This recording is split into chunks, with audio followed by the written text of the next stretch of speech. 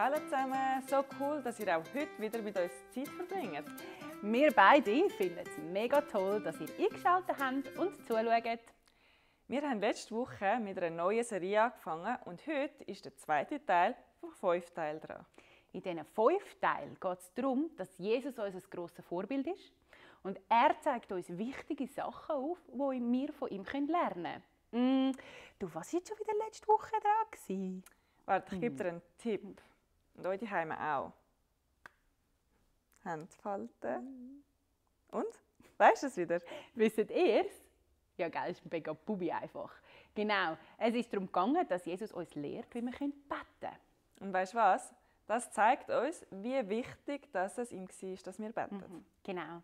Mit Gott, mit Jesus und dem Heiligen Geist reden, ist etwas mega Wertvolles. Und falls ihr das Video über das Gebet nicht gesehen habt, möchten wir euch ermutigen, dass ihr es doch noch schaut. Ihr findet das auf unserem YouTube-Kanal. Du, Deborah, wann bist du das letzte Mal an einem Fest gewesen? Ein Fest? Also was denn für ein Fest? Ja, weißt du, so Geburtstag, Weihnachten, Hochzeit oder so. Aha, so ein Fest. Das letzte Fest, wo ich war, war Weihnachten. Und du? Das letzte Fest war das Geburtstagsessen von meinem Neffen. Und dann habt ihr auch gegessen, oder? Ja, sehr fein sogar. Wir auch an der Weihnachten, ihr sicher auch, oder? Und hast du oder habt ihr gewusst, dass sogar Jesus an Fest gegangen ist, Fest gefeiert hat und mit seinen Jüngern gegessen hat? Ja, das ist mega lässig. Jesus ist es mega wichtig, mit seinen Jüngern zusammen zu sein und essen. Und heute hören wir von dem, wo Jesus mit seinen Jüngern ganz ein spezielles Fest gefeiert hat. Aber zuerst stehen wir zusammen auf und beten Jesus anbeten.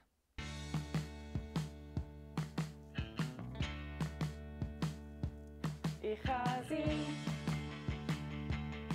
wie Jesus für alle Menschen,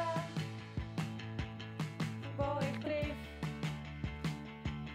so bin ich ein Vorbild, Wie was ich sag und du auch. Ich sag bitte, danke, Jesus lieb dich, kann ich dir helfen, ganz schön. Ich sag bitte, danke, Jesus lieb dich, kann ich dir helfen, ganz schön. Ich kann sein, wie Jesus wie Jesus, für alle Menschen, für alle Menschen, wo ich triff. die ich triff. So bin ich, So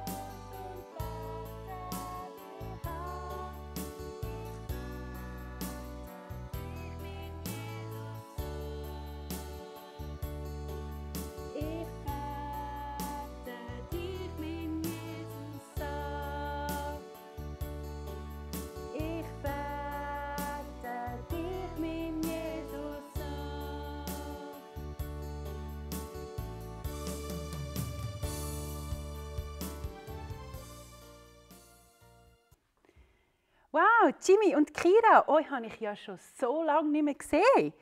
Eigentlich müssen wir jetzt gerade ein Fest machen, weil wir wieder mal zusammen da sind. Warum meinst du denn ein Fest? Ja, wir müssen doch feiern, dass wir uns wieder mal sehen. Warum müssen wir das feiern? Weil ich es mega cool finde, dass ihr in die Kino kommt.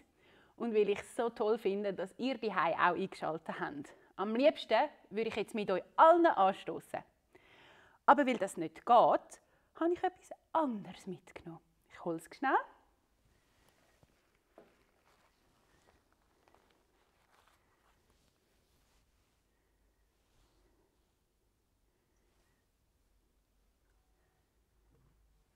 Was meint ihr, was das ist? Ja, das ist doch Bubi einfach. Das ist ein Brot. Genau, und das da? Etwas Rotes zum Trinken. Ein Sirup. Ja, das könnte es sein. Aber in dem Fall ist es Traubensaft. Habt ihr eine Idee, warum ich das dabei habe? Ja, zum ein Picknick machen? Ich habe das auch schon mal gesehen. Das Kleine da, in der Kille. Bei uns verteilen sie das manchmal, die Erwachsenen. Sehr gut beobachtet. Ja, genau. Das ist ein Brot und Traubensaft. Und in einer kleinen Portion, die verteilen sie bei uns in der Kille, wenn Abendmahl ist. Da ist das Brötchen drin und da der Traubensaft. Oh, ich weiß, was das ist. Was ist? Ja, das Abendmahl. Das ist dann, wenn er daran zurückdenkt, was Jesus für uns am Kreuz gestorben ist. Super, Jimmy, wow. Genau das ist das Abendmahl. Wir feiern auch heute noch Fest, damit wir uns an wichtige Sachen erinnern können. Zum Beispiel Geburtstag, Weihnachten, Hochzeit und so weiter. Und warum wir heute immer wieder Abendmahl feiern, wenn wir jetzt miteinander hören. Gott möchte, dass wir Fest feiern. Was denkt ihr, wie möchte er, dass wir sie feiern? Wie sollen wir sie? Könnt ihr mal ein bisschen rätseln? Wie sollen wir an einem Fest sein? Ihr habt es sicher herausgefunden, oder? Fröhlich, dankbar, uns an das Gute und an das Schöne erinnern. Und so hat Gott wollen, dass die Israeliten das Passafest immer für ihn feiern, damit sie dankbar sind und zurückdenken an das, wo Gott das Volk Israel aus Ägypten befreit hat. Und habt ihr gewusst, das Fest haben die Israeliten genauso planen, wie wir zum Beispiel ein Geburtstagsfest planen. Das heisst, wir müssen einen Tag und eine Zeit festlegen und genau so war es auch bei Jesus. Jesus ist seit etwa 3 Jahren mit seinen Jüngern zusammen. Er weiß, dass ihn einer von diesen Jüngern wird verraten. Wisst ihr, wer das ist? Ich tue es noch nicht sagen, wir finden es nachher heraus. Die Juden bereiten sich auf das Passafest vor. Sie diskutieren, ob Jesus echt auch kommt. Die Hohepriester und Pharisäer haben den Juden befohlen, ihnen zu sagen, wenn jemand weiss, wo Jesus ist, damit sie ihn gefangen nehmen können. Am Abend sitzen Jesus und seine 12 Jünger am Tisch und essen. Während dem Essen sagt Jesus plötzlich: Einer von euch wird mich verraten. Was denkt ihr? Sind die Jünger dann noch fröhlich gewesen? Die Jünger sind sehr traurig. Jeder hat Angst, dass er es sein könnte. Und so fragen sie Jesus: Bin ich's? Nein, bin ich's? Oder bin ich's? Jeder will wissen, dass er es nicht ist. Ausser einer. Der weiß ja, dass er es ist. Einer der Jünger ist nahe bei Jesus. Der Petrus sagt zu ihm: Frag Jesus, wer es ist. Der Jünger geht noch näher zu Jesus und fragt: Jesus, wer ist es? Jesus gibt als Antwort: Es ist der, wo ich ein Stückchen Brot gebe. Und das macht Jesus dann auch gerade. Das Stückchen Brot gibt er am Judas. Und während Jesus und die Jünger noch am Essen sind, nimmt Jesus das Brot. Er dankt seinem Vater im Himmel. Er bricht es in Stückchen und verteilt es den Jüngern. Und er sagt: Das ist mein Körper. Dann nimmt er das Glas mit dem Traubensaft. Er dankt wieder seinem Vater und sagt: Das ist mein Blut, das vergossen wird, dass die Sünden von vielen vergeben werden. Wow, Jesus ist schon der Größte. Er sagt voraus, dass er wird sterben und er weiß sogar, wer ihn verratet. Und trotzdem dürfte Judas mit ihm am Tisch sitzen und feiern. Ja, Jesus ist wirklich ein grosses Vorbild und wir dürfen von ihm lernen.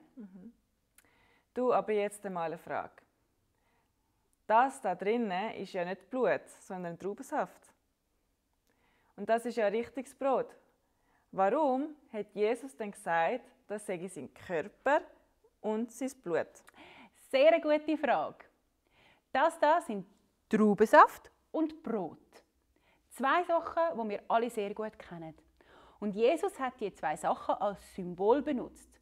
Ein Symbol tut uns immer an etwas erinnern. Aber was ist denn genau das Symbol? Also zeigst du uns mal eins? Ja, klar. Das weiß doch jeder, das heißt super. Also ein Symbol ist etwas, das mir etwas zeigt, das mich an etwas erinnert. Genau. Kommt dir auch gerade das Symbol in den Sinn? Ja, zum Beispiel das. Wisst ihr es? Ja, wir haben es schon gemacht heute, oder? Genau, beten. Und das? Ja, das heisst, man soll leislich sein. Und das? Ich glaube, das kennen wir alle. Das muss ich nicht einmal erklären. Aber jetzt wissen wir, was ein Symbol ist. Und das Brot und der Traubensaft sind genau solche Symbole. Sie sollen uns immer daran erinnern, dass Jesus sein Leben gegeben hat, dass er gestorben ist und für dich und mich. Für unsere Fehler und für unsere Schuld. Und so lernen wir von Jesus, dass wir uns immer wieder erinnern. Egal, ob es ein Fest ist, zum Geburtstag, Weihnachten oder Hochzeit, wo wir uns an etwas Wichtiges wie unseren Geburtstag erinnern. Das Abendmahl erinnert uns immer wieder daran, was Jesus für uns gemacht hat und dass wir ihm Danke sagen dafür. Und es ist mega wichtig, dass wir uns immer wieder an das erinnern. Weil es ist gut, wenn wir auch Jesus immer und immer wieder Danke sagen für das, was er für uns gemacht hat. Dass er am Kreuz gestorben ist. Und darum nehmen ganz viele Christen auch heute das Abendmahl noch ein. Wir bei uns in der Kirche machen das einmal im Monat ungefähr. Und beim Abendmahl haben wir auch immer die Möglichkeit, um Entschuldigung zu bitten für das, was wir falsch gemacht haben. Und dann Danke sagen und daran denken, dass Jesus sein Leben für uns gegeben hat. Und vielleicht möchtest du mit deinen Eltern mal noch über das Abendmahl reden. Du kannst mit ihnen ein Video schauen oder du kannst eben am Schluss noch etwas zu einer Geschichte, die Geschichte herunterladen und mit ihnen lesen. Mit ihnen über das Abendmahl reden und vielleicht möchtet ihr als Familie das Abendmahl auch mal zusammennehmen. Wichtig ist, dass ihr davor aber miteinander darüber redet. Und weil wir beim Abendmahl Danke sagt, was Jesus für uns gemacht hat und uns daran erinnert, wenn wir das jetzt zusammen auch gerade machen und miteinander beten. Ich tue vorbeten und der Rebecca tut nachbeten mit euch zusammen. Danke, Jesus. Danke, Jesus, dass du dein Leben dass du dein Leben ganz hingegeben hast ganz hingegeben hast für mich. für mich. Amen. Amen. Falls du noch Freude hättest, ein Rätsel auszufüllen, kannst du das machen. Unter dem Video im Link oder in der Beschreibung vom YouTube-Video kannst du das Rätselblatt herunterladen. Du kannst es uns dann gerne zurückschicken und wir werden es dann im Schluss wieder im nächsten Video zeigen. Wir haben für euch auch noch eine Geschichte, die ihr auch herunterladen könnt. Der Link ist auch unter dem Video oder in der YouTube-Beschreibung. In dieser Geschichte geht es auch ums Abendmahl und vielleicht hätten eure Eltern Freude, ihr könnt es ihnen sagen, sie euch vorzulesen und dann könnt ihr als Familie auch noch mal über das Thema Abendmahl miteinander schwätzen. Hey, wir wünschen dir ganz eine super Woche und bis zum nächsten Mal. Macht's gut und bis gleich. Tschüss. Tschüss.